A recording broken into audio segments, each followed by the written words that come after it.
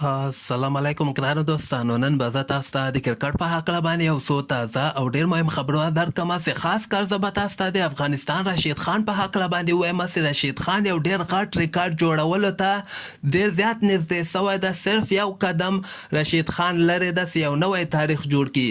بل به زه تاسو ته وایم چې آی سی سی راشد خان نه یوه غوښتنه کړې ده. آی سی سی راشد خان نه کومه غوښتنه کړې ده هغه به هم زه تاسو ته وایم، او د حضرت الله زازي په هکله به هم یو خبر زه تاسو ته درکمه. ویډیو تر اخره پورې وګورئ، په هر څه به تاسو پوه سئ.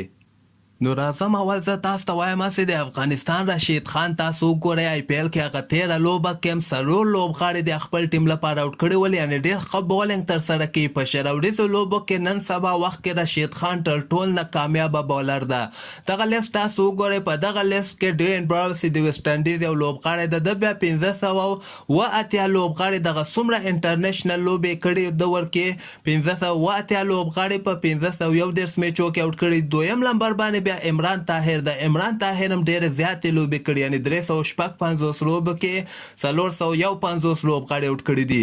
خو دریم مقام باندې بیا راشد خان ده چې 323 لوبو کې 450 لوبغاړي آوټ کړي، یعنې عمران طاهر نه لوبې هم کمې کړي دي او لوبغاړي هم 450 آوټ کړي دي. یعنې که دغه راتلونکې لوبه کې راشد خان 2 نور لوبغاړي آوټ کړي نو عمران طاهر نه به مخکې ځي.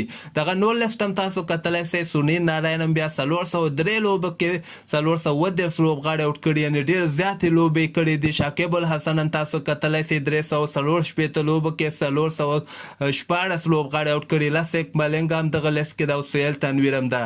نو دغه لیست کې ډوین براو فلحال اول مقام لري. نو راشد خان به ډېر زر دغه د ډوین براو ریکارډ به هم که خیر مات کې، خو عمران طاهر ریکارډ به که خیر دغه راتلونکې آی پی ایل لوبې چې کومې دي دغلته خو به د عمران طاهر ریکارډ له بین نه لاړ سي. یعنې راشد خان به د نړیواله سطح باندې دویم لوبغاړی سي چې دومره کمو لوبو کې دومره زیات لوبغاړي آوټ کړي دي. او که خیر وخت سره به د ډوین براو ریکارډ هم راشد خان حتمن ماتوي.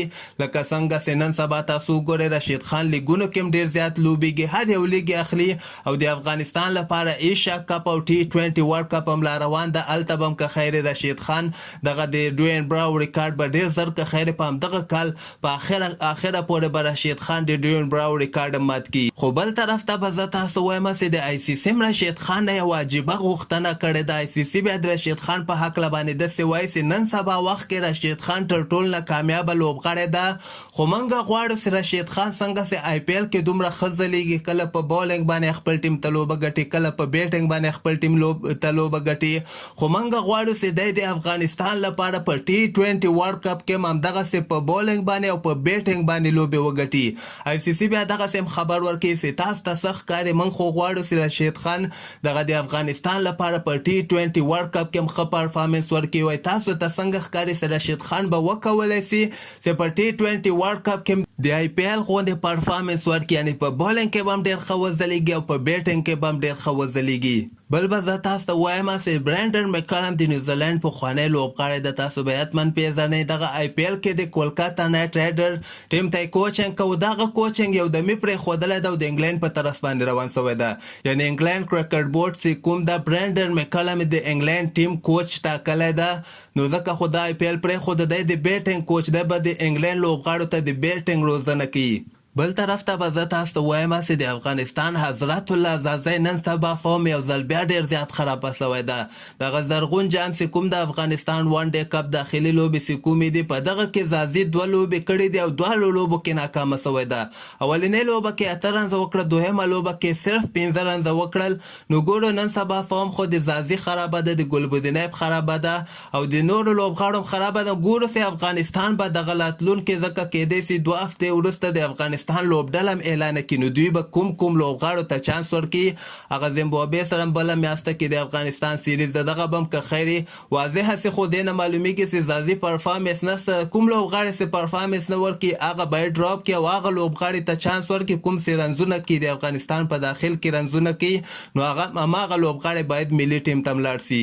او دین علاوه به زه تاسو ته وایم چې د افغانستان دغه یو ورځنۍ لوبې چې کومې په خوست ولایت کې شروع شوي دي په نن لوبه کې ضیاء الرحمن اکبر د خپل ټیم لپاره یوه بایللې لوبه ګټلې ده صرف 108 رنزه ټارګټ ضیاء الرحمن ډیفینډ کړی دی یعنې نن لوبه کې ضیاء الرحمن اکبر په 10 اورو کې صرف 11 رنزه ورکړي او د مقابل ټیم 15 مهم لوبغاړي اوټ کړي دي او دغه لوبه بیا د ضیاء الرحمن اکبر دغه نجیب زدران چې کپټان ده په 3 رنزو باندې ګټلې ده او په اخره کې به زه تاسو ته د IPL نم یو خبر درکوم چې په IPL کې نن د چنئی سوپر کینګ ټیم چې کوم د دغه ممبئی انډین سره لوبه ترسره کړله چنئی سوپر کینګ اول بیټینګ ترسره کړ صرف 98 رنزه ټارګټ ممبئی انډین ته ورکړ ممبئی انډین هم بیا ډیر په اسانۍ سره 15 اور کې دغه ټارګټ پوره کړی ده حالانکه لوبغاړي 15 دانې لوبغاړي موټ سول خو دغه ټارګټ پوره ک په 15 وکټو باندې دغه لوبه ګټلې سبا تم صرف یو لوبه ترسره کیږي رویل چیلنجر بنگلور به خیر پنجاب کینګ سره